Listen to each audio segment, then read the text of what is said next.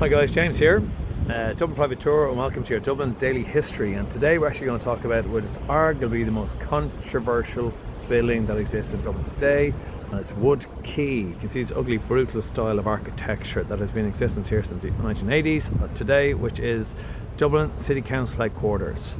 But to a lot of Dublin people, this should not be here. So the council had earmarked this location for the new headquarters, and there was actually underground found during that time period of mid-1970s, a lot of Viking remains underground.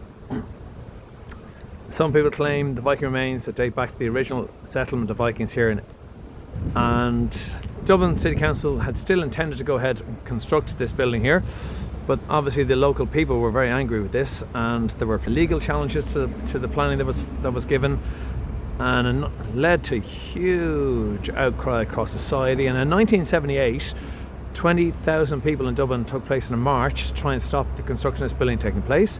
Also, the following year, in 1979, there was some local people, objectors, actually took over the building, and for 3 weeks they did a sit-in as a protest.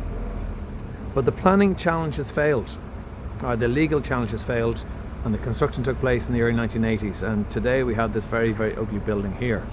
Now, what happens as a result? Well, there were some things that obviously the remains that were found, they were sent mostly to the National Museum of History and Archaeology, where you can see some of those remains on display today. It's a free museum in Dublin.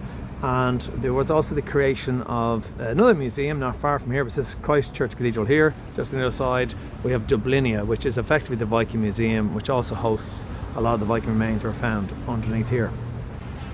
As a token gesture, since we do history so well in this country, a lot of the pavement slabs around this part of the city, around this building, have little symbols of Viking things that were found. So if you ever walk around here, keep an eye for them, or if you're ever wondering what they're about, that's what that's about.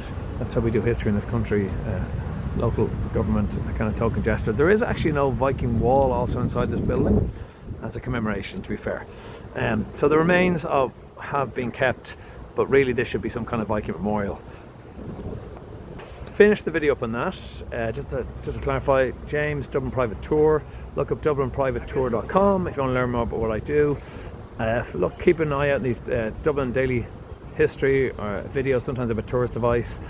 And feel free to like, share, subscribe, follow, and keep your eye for the videos, and see you soon, guys.